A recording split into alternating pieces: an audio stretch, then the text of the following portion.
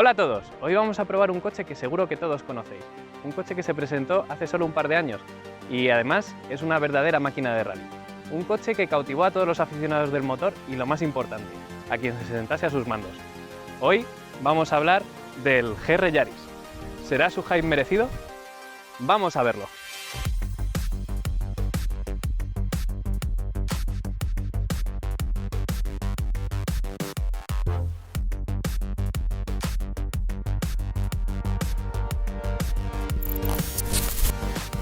Como siempre, antes de ver un poco en profundidad el coche hay que ponerse en contexto.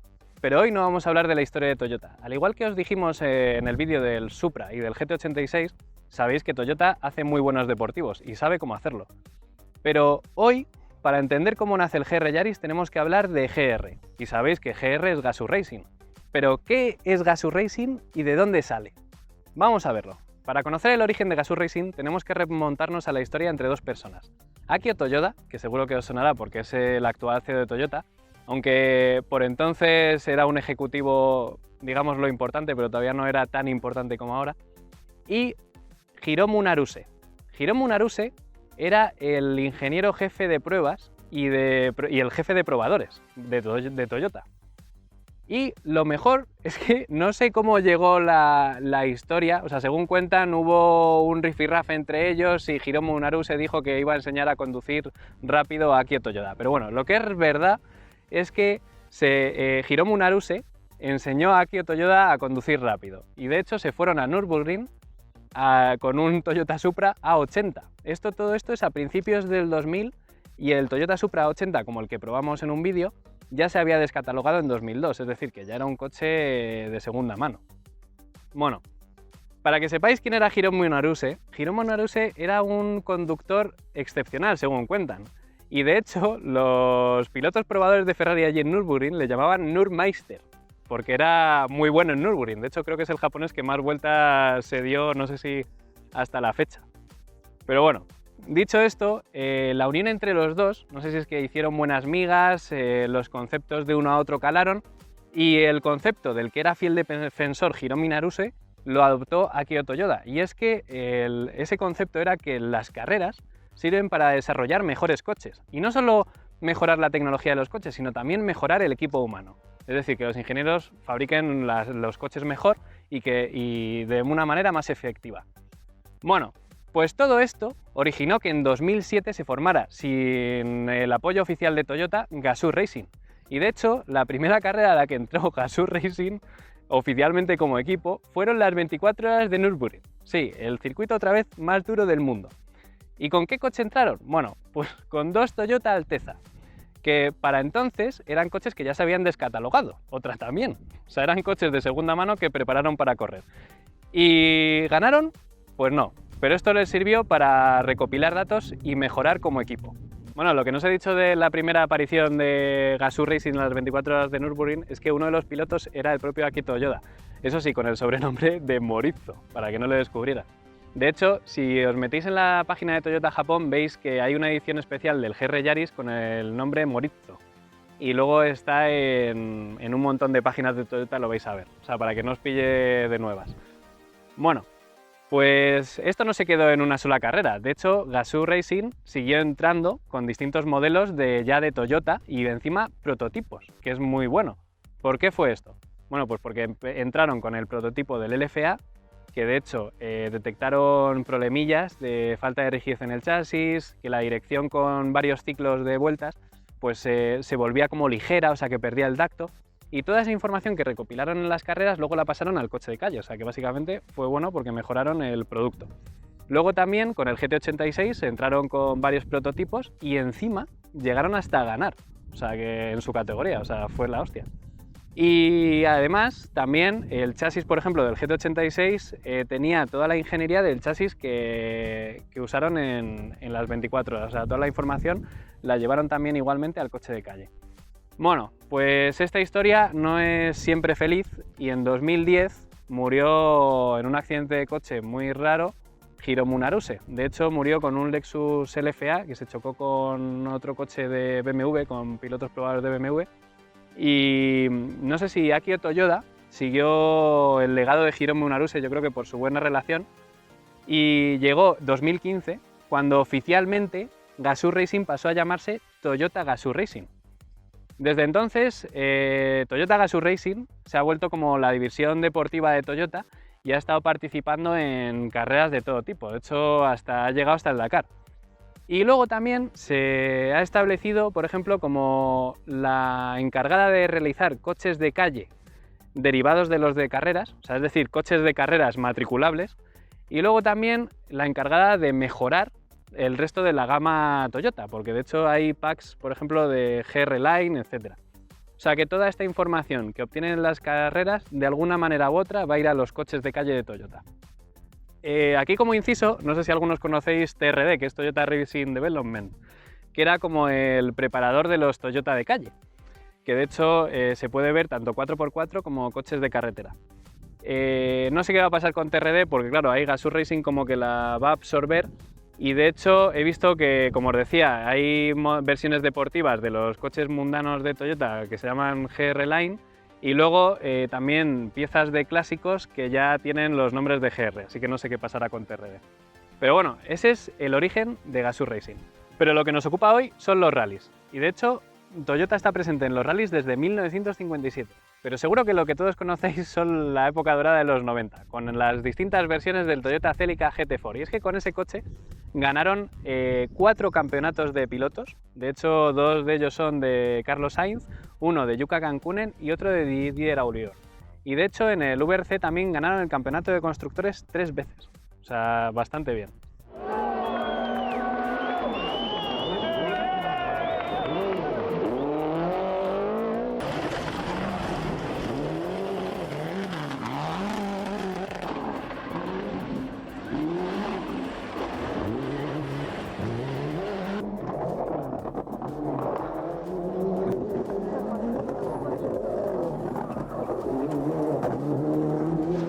¿Qué pasó? Que nada, el VRC lo abandonaron en el 99 y no fue hasta 18 años más tarde que decidieron entrar, es decir, en 2017.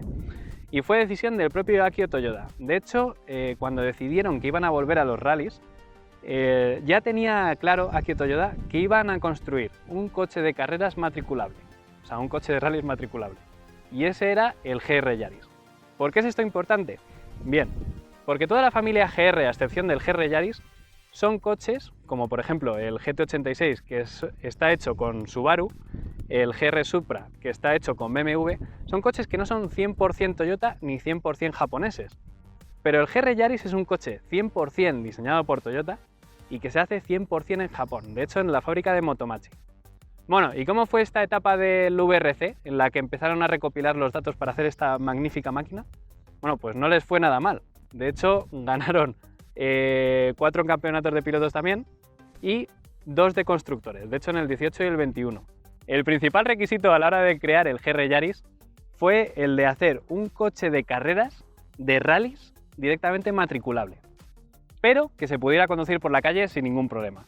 Para ello participaron un montón de pilotos de carreras, estuvo involucrado de hecho también el propio Akio Toyoda y luego hay un actor importante en todo esto, que es un tal Tommy McKinnon, no sé si os suena, de hecho os puede sonar el Lancer Evo que lleva su nombre, y Tommy McKinnon, para si no lo conocéis, es un piloto de rallies finés, que de hecho ganó el WRC de pilotos del 96 al 99, o sea, ahí es nada, de hecho yo creo que le quitó parte a Toyota, pero bueno, es curioso que luego les ayudara a hacer un buen coche de rallies. Lo más importante es eso, que el hype del GR Yaris, ahora que entendemos un poco más su historia, es entendible, porque básicamente el GR Yaris es lo que se conoce como un homologation special. O sea, un coche que es de calle, pero que es derivado directamente del que sería el de competición. ¿Qué pasa actualmente? ¿Por qué es esto tan especial? Bueno, pues porque básicamente casi ningún coche ya actualmente es un homologation special, porque los coches que vemos en las carreras suelen ser coches con apariencia de la del coche de calle, pero que no tienen nada que ver. Aquí, en cambio, todo esto podría ser un coche de rally perfectamente. Preparamos con un par de cositas y a correr. Por eso, este coche nos ha vuelto a recordar los míticos Subaru Impreza, Lancer Evo y todos los demás. O sea que nos han hecho un gran regalo. Y ahora veamos el diseño exterior. Bueno, el diseño exterior, antes de nada, es 100% japonés y bonito, pues bueno, eso ya es cuestión de gustos. Hay gente que dirá que es bonito, gente que dirá que es feo, etc. Lo que sí que es un diseño que es 100% funcional, o sea, todo lo que hay es por algo. Veamos el frontal. Bueno, antes de nada, sabéis que el GR Yaris solo comparte con el Yaris normal los faros, los retrovisores y la antena de la radio, ya está, no comparte nada más. O sea, eso también le hace muy especial. Bueno, como veis, el frontal tenemos primero pues una gran entrada de aire para refrigerar el motor, el intercooler, etc. Luego, como tenemos el Circuit Pack, tenemos aquí unos agujeritos, que esto son entradas directamente para refrigerar los frenos, que esto en la versión normal pues estaría tapado. Y luego, como veis, pues eso, tiene un capó con un diseño así como agresivo, ¿no? Bastante bonito. Y aquí no tiene cortina de aire ni entradas como otros coches, porque básicamente lo que hace el paragolpes frontal es echar el aire por aquí, y luego tiene una especie de canards integrados en las aletas que lo que hace es mejorar la sustentación a alta velocidad, ¿ves? Que de hecho hace así como una forma en pendiente. Y esto sería el morro. Vamos a ver el lateral. Bueno, como podéis ver en el diseño lateral, sobre todo comparándolo con el Yaris de 5 puertas, es que este tiene pues 3 puertas. ¿Por qué es esto? Bueno, pues básicamente en el Yaris de 5 puertas, de hecho en la versión de Rally, se vieron con un problema, sobre todo por cómo canalizar el aire hacia el alerón que tenía la versión de Rally. Entonces, ¿aquí qué hicieron? Bueno, pues hicieron 3 puertas y, como veis, me voy a poner mejor aquí, la línea del techo es una línea descendente hacia atrás que lo que hace es mejorar el flujo de aire hacia el alerón que estaría aquí presente. Bueno, otra cosa que podéis ver, la aleta trasera en el Yaris de 5 puertas también está marcada, pero aquí está súper marcada. Y luego, como al igual que en la parte delantera, ayuda a canalizar el aire hacia atrás y también a generar un poco más de carga, ¿no? Como una especie de canards, que esto sería como el coche de rallies igual. Otra cosa importante que a mí me hizo gracia, que ya hablando con Carlos tiene varias pegas, es que, como sabéis, aquí se genera una zona de alta presión en la zona del pase de rueda, y para aliviar esto han hecho una hendidura en el faldón que lo que hace es aliviar toda la presión de esta zona. ¿Pero qué problema acarrea eso? Bueno, pues que si estáis en un terreno como este de tierra, haciendo un poquito el mal, pues básicamente las chinas van a saltar hacia acá y se va a ir por todo el coche. De hecho, tiene un plástico protector aquí detrás, pero básicamente si vais a hacer el mal en tierra, yo os diría de vinilar igual la parte de abajo si queréis conservar la pintura. Pero bueno, salvo eso, pues lateralmente es lo que veis. Luego también, ya deciros el tema del Circuit Pack. Aquí, como veis, tenemos pinzas en rojo. El Circuit Pack, ¿qué tiene? Las tomas de aire para refrigerar los frenos pintados en rojo, que esto es una gilipollez porque los normales son iguales. Y unas llantas que, en vez de ser las Enkei de aluminio, son unas llantas forjadas, unas BBS. Luego los neumáticos también cambian, los diferenciales torsen y luego otra suspensión. Pero ya llegando otra vez aquí, el tema de los frenos, tenemos pinzas de 4 pistones delante y 2 detrás con discos flotantes. Es decir, que el núcleo es de aluminio y luego está el disco de acero. Esto lo vimos también en el vídeo del 308 GTI, que la verdad es que ayuda a disipar calor y a que no haya muchas deformaciones y que el coche frene muy bien, que ya os podemos decir que frena muy bien. Vamos a ver la parte trasera. Bueno, y aquí en la parte trasera pues podéis ver eso, la línea descendente del techo, que de hecho es más baja que el de 5 puertas, como os decíamos, la anchura del pase de rueda, ¿no? Y luego también ver que el diseño pues es bastante potente, ¿no? Un poquito mazacote. Lo importante, que tiene 2 salidas de escape, aunque no hacen mucho ruido por fuera, pero bueno, tenemos 2 salidas de escape reales, un difusor que en sí esto yo creo que no, como veis, no hace gran cosa, pero sí que es cierto que tiene una aerodinámica por debajo muy trabajada. O sea, el coche la verdad es que está bastante bien trabajado. Y en sí a mí la verdad es que no me disgusta, se parece como al de 5 puertas, pero más musculoso. Y esto es la trasera del coche. Bastante bien, ¿no? Y ahora hablemos de la parte técnica. Vamos a ver un poco el motor, un poquito la tracción por encima y luego también tema de materiales de los que está hecho el coche. Hablando del motor, bueno, como ya sabéis, tenemos un motor de 3 cilindros, de 1,6 litros, 257-260 caballos y 360 Nm de par. ¿Pero qué es importante de este de 3 cilindros? Bueno, pues que está pensado para que no pese nada. O sea, es las paredes del propio bloque son súper finas, es un bloque que se llama open deck, es decir, que los cilindros están rodeados de líquido refrigerante, ¿vale? No es que tenga, como por ejemplo en el vídeo del Supra, conductos muy pequeños y el bloque sea hiperrígido, o sea, es un cilindro, ¿vale? Donde estaría dentro el pistón, que esa pared sí que la han reforzado, pero no de hecho con acero creo que dentro, pero vamos, que eso es todo súper fino. Luego también tiene distribución por cadena, tiene además doble árbol de levas, ¿vale? Que tenemos aquí los variadores de fase. Tiene lo que es árbol de levas aligerado y luego pistones aligerados con un recubrimiento especial para evitar excesos de fricción. El árbol de levas me ha hecho mucha gracia porque no es un árbol de levas de una pieza mecanizada, sino que es un cilindro en el que le han metido a presión lo que es las levas de las válvulas. O sea, me parece curioso porque, claro, yo no sé, es muy ligero, pero no sé la duración de esto bajo esfuerzos grandes. Hay gente que dice que, por ejemplo, se les mueven las levas. Pero bueno, eso yo entiendo que es cuando le sacan grandes potencias. Luego, por ejemplo, también el tema del cárter me ha hecho mucha gracia porque es un cárter ya tabicado, para que el aceite no se mueva bajo grandes esfuerzos. Y una cosa importante que no os he dicho es el nombre del motor, que es G16C GTS. Bueno, ¿y esto qué significa? Bueno, como recordáis en lo del Supra, lo del GTS, eso del final, G es que tiene una culata de doble árbol de levas, T que es turbo, lógicamente, que de hecho tiene uno, y S es que tiene el sistema de inyección de 4S, que ya os comentamos en el vídeo del GT86. Bueno, particularidades del turbo. El turbo es de rodamientos, es decir, que es capaz de aumentar de velocidad más rápido que un turbo normal, que no fuera de rodamientos. La admisión también me ha parecido curioso. La caja de admisión tiene un diseño que puede coger aire por dos caminos en función de si son bajas o altas revoluciones para que el motor vaya bien. Y luego, lo importante, es un motor de 3 cilindros, ¿vale? Eso quiere decir que es un motor que no va equilibrado al 100%. Entonces, necesitaría un volante motor súper pesado para que se equilibrara. Aquí no, aquí han sacrificado un poco las vibraciones, que no son muchas, la verdad, porque tengas un motor que le gusta revolucionarse. Y ahora hablemos del sistema de tracción a las 4 ruedas GR4. Es el primer sistema de tracción a las 4 ruedas que hace Toyota en casi 20 años, ¿vale? O sea, hay que entenderlo un poco. Esto lo han hecho partiendo de cero.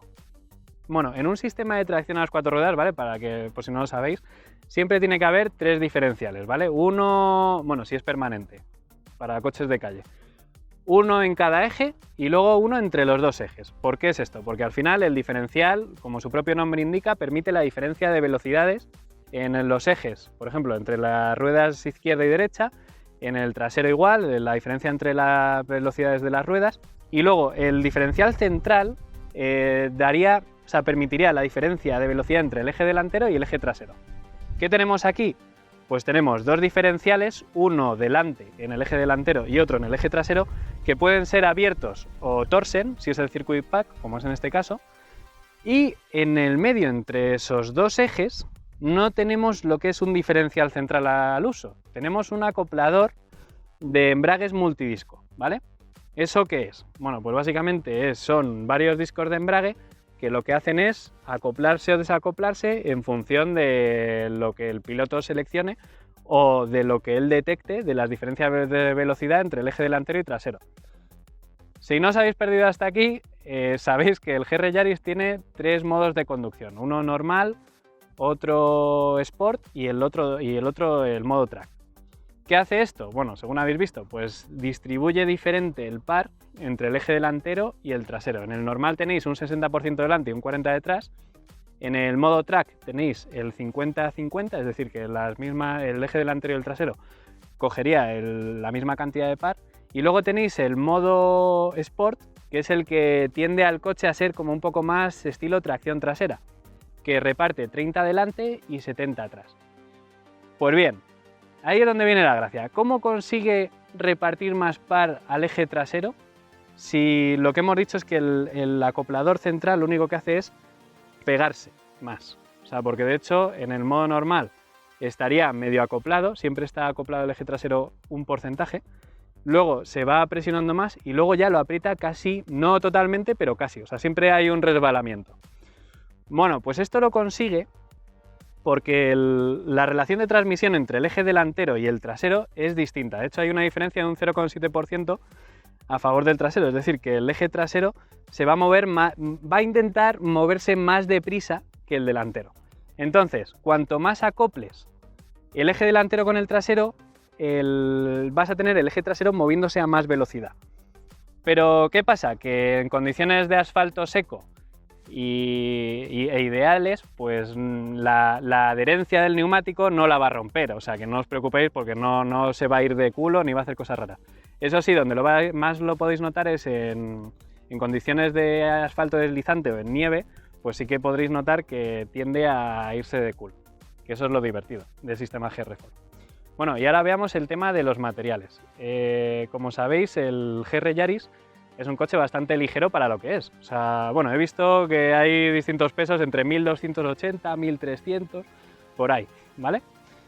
¿Qué tenemos? Bueno, pues tenemos acero, muy poco, sobre todo en las aletas y en algún punto más, pero la mayoría tenemos aluminio en el capó, tenemos un techo de fibra de carbono forjado, que si veis el techo en sí, lo que lleva es un vinilo efecto de carbono, porque la fibra de carbono forjada... ahora volveré allá. Bueno, tenemos el portón trasero, que también es de aluminio, y las puertas de aluminio. ¿Todo esto por qué es? Porque cuando hicieron el coche, la normativa de homologación, si querías tener estos materiales en el coche de rallies, tenías que tenerlo en la versión de calle. Así que, en general, entre que el motor es ligero y tiene un montón de elementos de materiales ligeros, como por ejemplo en este caso las llantas forjadas, tenemos un coche que en general pesa muy poco. Volviendo al techo de carbono forjado, rápidamente, si sabéis que la fibra de carbono normalmente está hecha de fibras entrelazadas una detrás de otras con cierta dirección y luego se mete la resina, ¿no? Que es lo que le da consistencia. Aquí no tenemos eso, aquí tenemos una fibra de carbono que es más fácil y más barata de hacer, sobre todo para vehículos de gran serie y luego sobre todo para formas extrañas, que Lamborghini también la está haciendo bastante, y es que coges un montón de cachitos de fibra de carbono, la prensas con la resina y tienes un diseño que no es lo que se dice isotrópico, es decir, que no tienes las mismas características de tracción y de fuerza en las mismas direcciones, es decir, que vais a ver un material como no es uniforme en el diseño, ¿sabes? Entonces yo creo que para protegerlo y para que fuera más bonito, pues le han puesto el vinilo, que la verdad es que a mí me parece preciosa la fibra de carbono forjada, pero bueno, en el Lamborghini si lo buscáis lo vais a ver bien. Y eso sería un poco la parte técnica del GR Yaris. Bueno, ya estamos en el interior del GR Yaris. Como podéis ver, es un interior enfocado hacia el conductor. Tema de materiales. Bueno, pues a ver, tenemos unos materiales que en general, pues sobre todo por aquí encima, las puertas, el salpicadero son de plásticos duros. Hay algunas zonas con plástico blando, pero en general, pues bueno, tenemos materiales que sabemos que van a durar bastante. ¿Ves? Plástico duro, no hay casi grillos. O sea, bueno, ¿qué coño? No hay ningún grillo. O sea, el interior está muy bien ensamblado y la verdad es que a mí me ha sorprendido para bien. Yo, de hecho, los plásticos duros, pues a mí no me molestan. O sea, es casi como lo que había en los coches de los 90, rollo en los Subaru Impreza, el Lancer Evo. No eran interiores que destacaran bastante. Aquí, de hecho, es un interior yo creo que más trabajado. Y me ha hecho gracia incluso el pomo este y la colocación de los elevalunas aquí encima. Sí que tenemos alcántara en lo que es en las puertas, en los asientos y piel, ¿vale? Tenemos el volante de piel, que tiene un vaso de tacto muy bueno, el pomo del cambio que está más elevado y que lo tenemos aquí cerca, y luego tema de botones. Bueno, pues aquí en el volante tenemos pues botones del audio, botones del control de crucero adaptativo, que lo tenemos aquí, y luego también tenemos unos botones que podemos cambiar cosas en la pequeña pantalla que tenemos aquí entre la esfera de los relojes, cosas de la instrumentación. Me ha gustado mucho porque es instrumentación analógica, es decir, no tenemos las agujas reales. Hay gente que dice que es muy sencilla, pero yo la veo muy legible porque es una instrumentación en negro con las agujas rojas y se ve genial. Y luego encima, aparte de tener las revoluciones, la velocidad, la temperatura del agua y el nivel de combustible, en la pantalla central podemos ver información adicional como la presión del turbo, la temperatura y presión del aceite. Si cambiamos de visualización, podemos ver el reparto del sistema de tracción y luego la temperatura de cada rueda. O sea, todo esto en un track day viene genial. Importante, ayudas a la conducción. Bueno, pues tenemos el Start Stop, que lo tenemos aquí para quitarlo. el control de estabilidad, que lo podemos desconectar totalmente, y el rev matching. ¿Por qué tenemos rev matching? Bueno, porque el pedal del freno y el del acelerador están muy separados y hacer el punta tacón aquí es bastante complicado. O sea, a no ser que ajustes bueno, no sé cómo lo tendrías que hacer para intentar hacerlo, pero ya te digo yo que se hace muy complicado. Entonces, gracias al rev matching incorporado que tienes aquí el botón, él te lo hace. A mí me gusta hacerlo a mí, pero bueno, me he acostumbrado a que me lo haga él. Tema de la visibilidad. Bueno, pues como veis tenemos aquí una pantalla de 8 pulgadas y el retrovisor muy cerca. Entonces es cierto que aquí molesta un poco. En la pantalla de 8 pulgadas tenemos pues la radio, la cámara trasera, que por cierto tiene una calidad muy mala, y un sistema de infoentretenimiento bastante básico.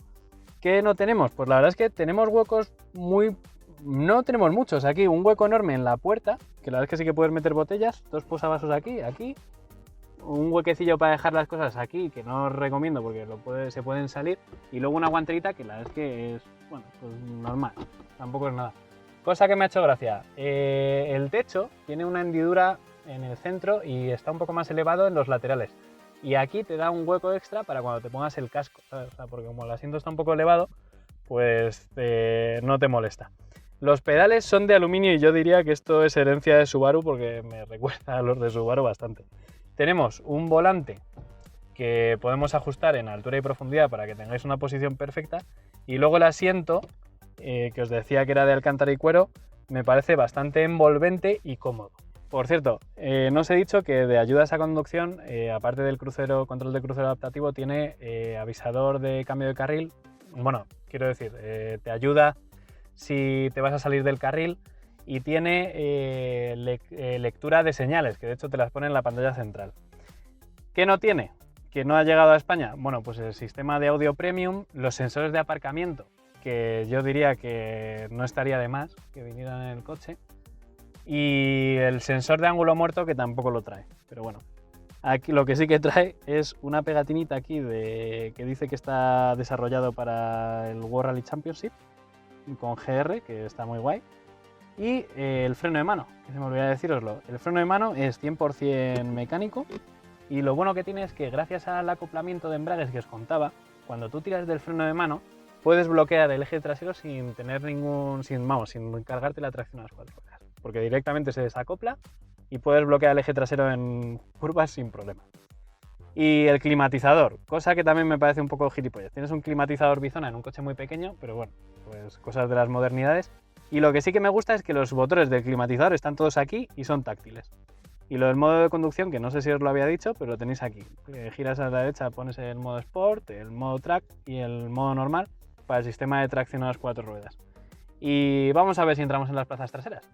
A ver, y ahora vamos a entrar en la plaza trasera. Ahí. Estamos entrando. Vale. Pues bueno, la verdad es que aquí detrás tenemos bastante espacio. Tenemos aquí un huequillo tal de cinturón. Y ahora vamos a ver qué tal está Carlos en su posición de conducción. Yo, como veis, me doy un poco en la cabeza arriba, un poquito bastante. A ver, Carlos, vamos a ver si entras. Pero tú ponte cómodo, ¿eh? O sea, ¿cómo vas bien? A ver. Oye. ¿Ahí vas bien o más atrás? Vale, pues sí, échate. Aquí.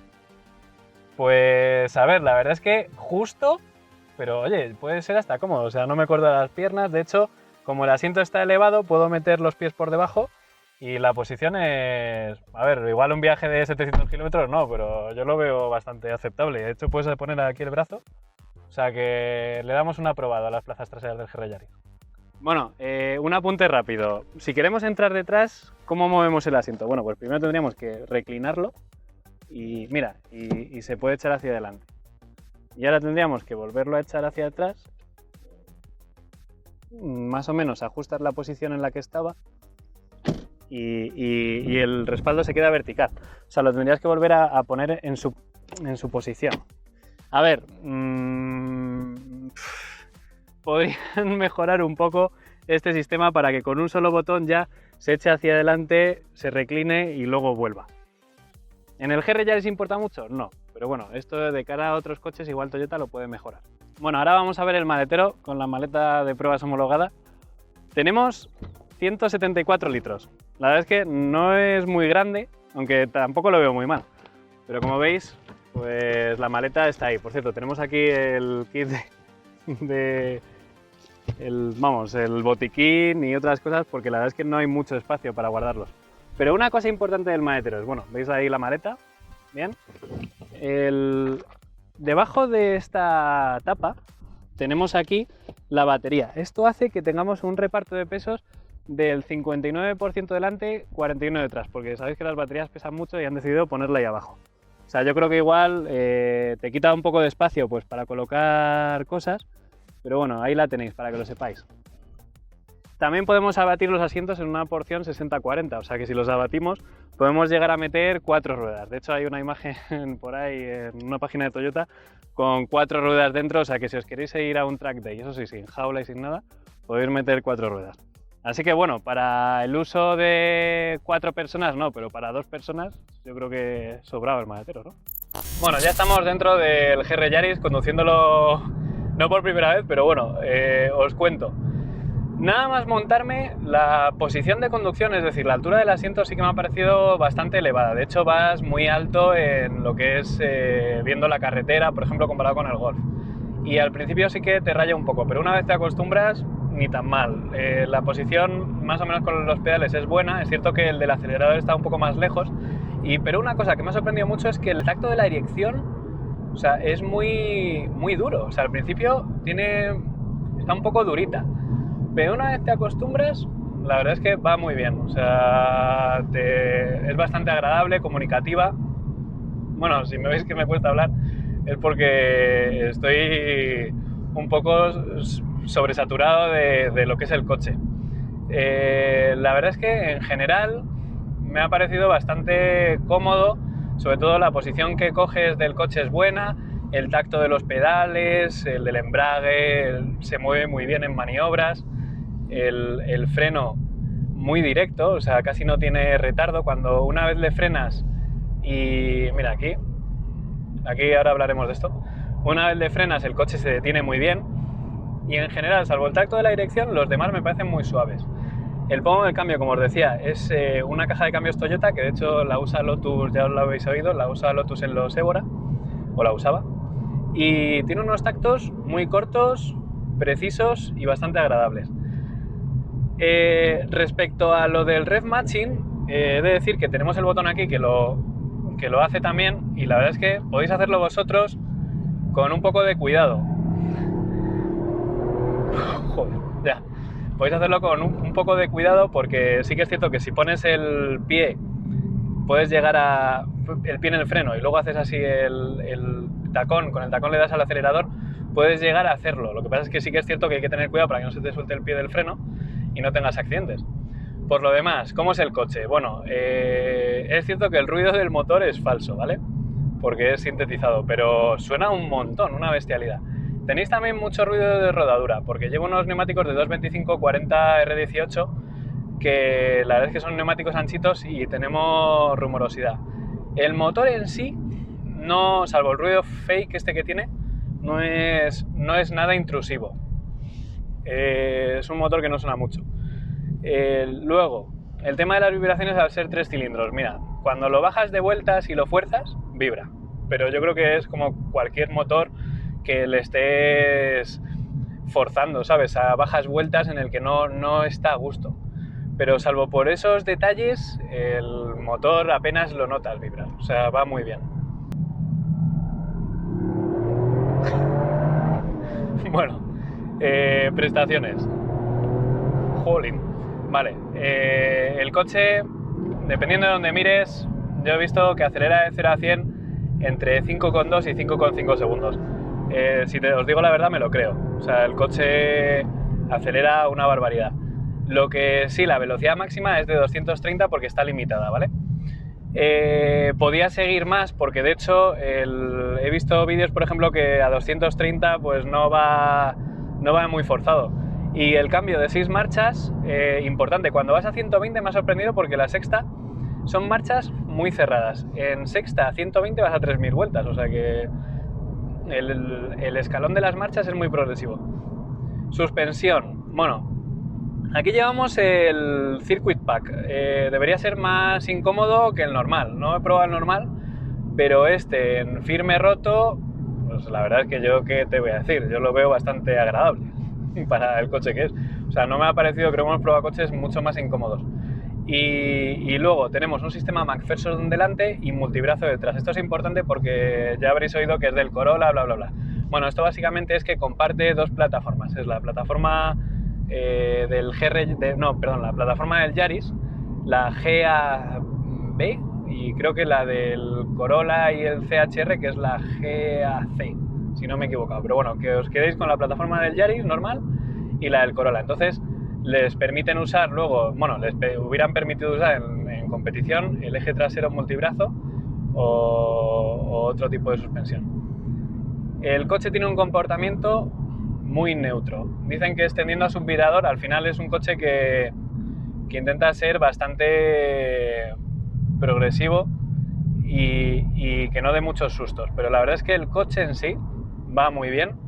Lo hemos probado en el modo Sport y en el modo Track va muy neutral, o sea, la verdad es que el reparto 50-50 va muy bien. Me ha sorprendido también la agilidad de paso por curva, porque la verdad es que, bueno, a ver, tenemos un coche de una batalla muy corta, pero no me ha parecido, sí que puede llegar a ser en algún momento crítico, pero yo creo que tienes que ir muy rápido. Y en lo que yo lo he probado, el coche bastante neutro, le he forzado ahí un poco en curvas, soltándole y tal, y no he hecho extraños, porque es cierto que desde una batalla corta debería ser más nervioso. Pero es un coche ágil, pero a la vez seguro. Luego, el tema de rivales. Es un coche, yo creo que no tiene casi rivales en el segmento. O sea, por ejemplo, el Ford Fiesta no podríamos compararlo, y si nos vamos a coches de más potencia ya estamos en el Golf GTI, en el Mini GP, pero que ya ir a un coche de tracción 4 equivalente sería el Golf R, pero que es más pesado que este y algo más potente. No sé, yo creo que es un coche único que no tiene rivales, de hecho, en su segmento. Y por el precio que tiene, bastante bien está, la verdad. Bueno, vamos a probar a acelerar sin joderle el embrague a Carlos. Vamos a salir suaves y cuando ya esté, le damos. Y es hasta que no llega... hasta que no llega a 5.000 vueltas, joder, se pone una mala hostia. Bueno, ya está, 100. O sea, hasta que no... Es cierto que a bajas vueltas, mira, vamos a meterle en quinta, entre 2.000, 3.000 no hace nada, empieza a tirar y...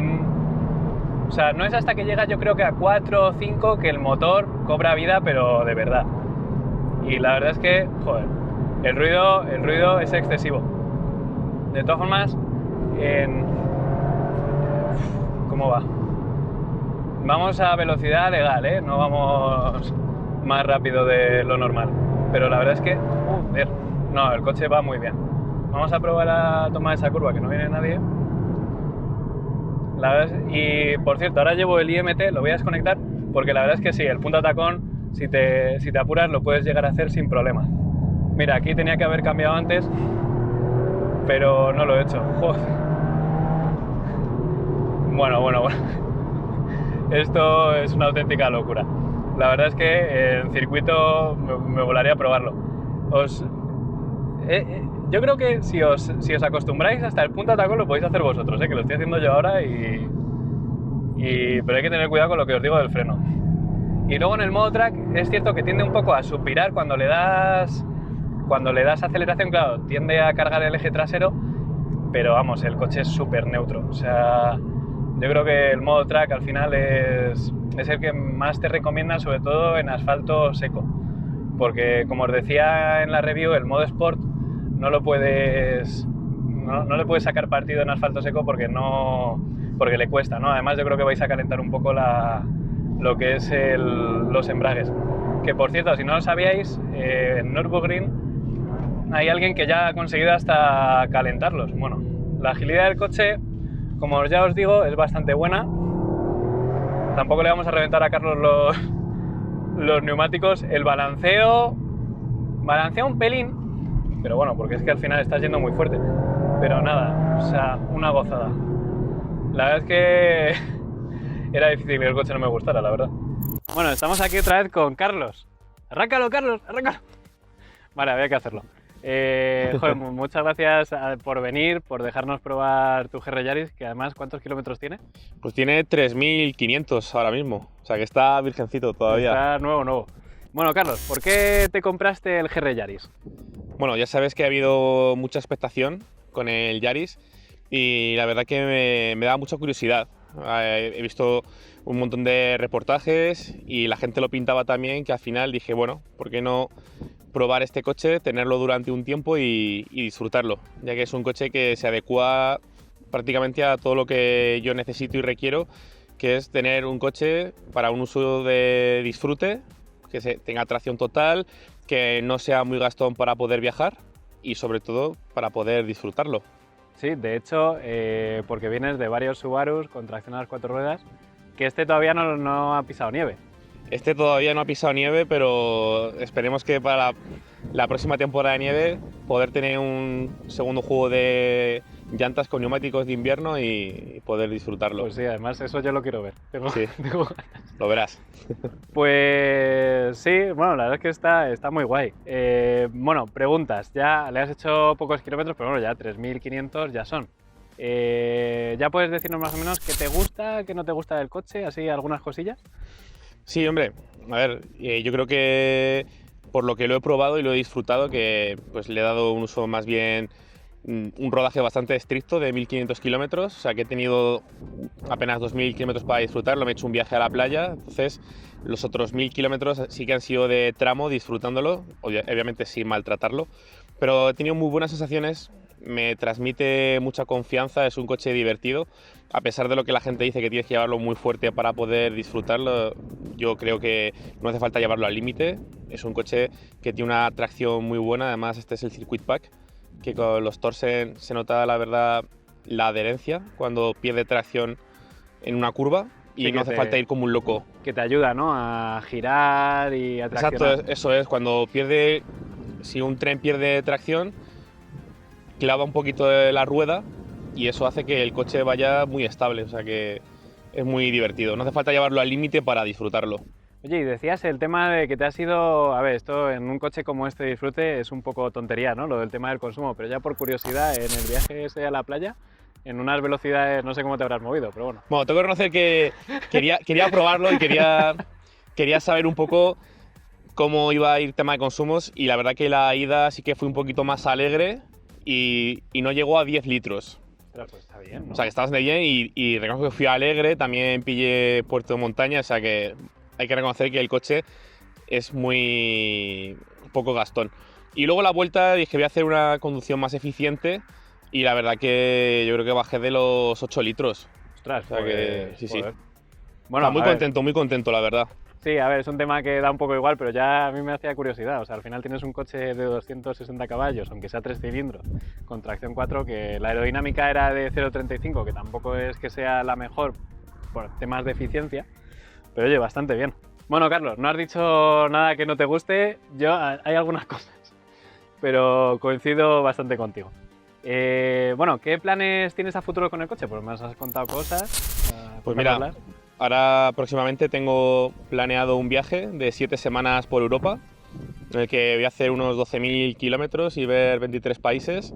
O sea que dicen que no es un coche para viajar, vamos a ver si eso es cierto o no es cierto. Yo creo que es un coche que se puede viajar con él, evidentemente, sin ser 4 personas llevando equipajes voluminosos, pero creo que es un coche con el que te puedes ir de viaje tan tranquilamente. Bueno, hemos visto que por lo menos por entrar detrás entras. Igual la maleta ya no te entra tanto, pero oye, bastante interesante. A la vuelta nos tienes que contar qué tal ha ido esa experiencia, porque yo creo que ahí lo vas a probar bien. Ahí es cuando se va a probar perfectamente el coche.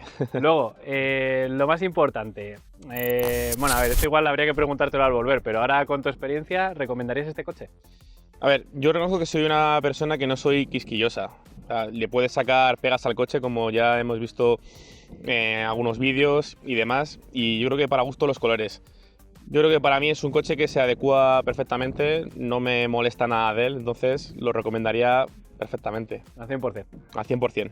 Y luego el tema de... ¿Lo venderías? O sea, imagínate que viene alguien con un maletín lleno de dinero, no sé a cuánto están ahora, 41.000, 42.000. La verdad que ni lo he mirado porque de momento pues no me interesa venderlo. Yo creo que De primeras siempre te entra el gusanillo especulador, ¿no? Decir, lo compro, será un coche que se revalorizará, no se revalorizará, qué pasará. Pero al final yo me lo he comprado para disfrutarlo, no tengo intenciones de venderlo, de hecho creo que vendería otros coches antes que este. Así que espero que me pueda brindar buenos momentos. Sí, yo la verdad es que creo que incluso cuando lo vendas, aunque lo disfrutes, yo creo que va a salir bien de precio, porque es un coche bastante guay y además con el tema de ser un homologation special. Pero lo que más me ha gustado es lo que nos has dicho antes, que es que te gusta mucho porque cuando llegas arranca. Sí, no, al final, hombre, tú ya sabes y los que me conocéis que tengo otros coches un poco más antiguos que al final, en cuanto te lías a hacerles mejoras, acaban dando algunas veces problemas, Sí. quebraderos de cabeza, sobre todo cuando son muy antiguos. Y la verdad que tener un coche que es nuevo, estrenado y con pocos kilómetros, y poder darle la llave y disfrutarlo, saber que no tienes que hacerle nada, que tal cual estaba bien, porque es cierto que a este coche le puedes hacer 1000 cosas. Yo estoy en el grupo de Yaris España y bueno, la mayoría de gente ya se ha liado a hacer mejoras de potencia, han cambiado piezas también y yo estoy encantado. Yo creo que de momento se va a quedar de serie. La verdad es que a mí me ha gustado que dijeras eso porque yo creo que soy de tu equipo, ¿eh? O sea, después Sí. del golf creo que lo de que llegues y arranque y no se rompa nada, estoy contigo, Carlos. Pues nada, Carlos, joder, muchas gracias por venir, por dejar, de verdad, muchas gracias otra vez por dejarnos este coche, porque Toyota todavía no nos ha dicho nada de que nos deje una unidad de prensa. Nos ha dicho que necesitamos más suscriptores, por cierto, ya estamos en 1030, si nos quieren llamar. Les escribiré un correo, ¿vale? Por si acaso. Pero bueno, pues si nos dejan alguna cosa, con un Aigo nos vale. Que no, en serio, muchas gracias por dejárnoslo y, joder, nos vemos después de ese viaje, a ver qué tal. Ha sido un placer, tío. Nos veremos. Venga, Carlos. Bueno, y era la conclusión. ¿Qué os puedo decir del GR Yaris? Ya lo sabéis. Todos sus defectos son nimiedades comparado con sus virtudes. Así que teniendo en cuenta que aunque haya subido algo de precio, todavía está en un rango aceptable para el coche que es, sobre todo comparando el resto de cosas. Solo me queda deciros que os acordéis de suscribiros, darle al like, a la campanita y estar atentos a próximos vídeos. Yo de momento me voy a ir. Y no se lo digáis a Carlos, pero me voy con su coche a darme un paseo. ¡Adiós!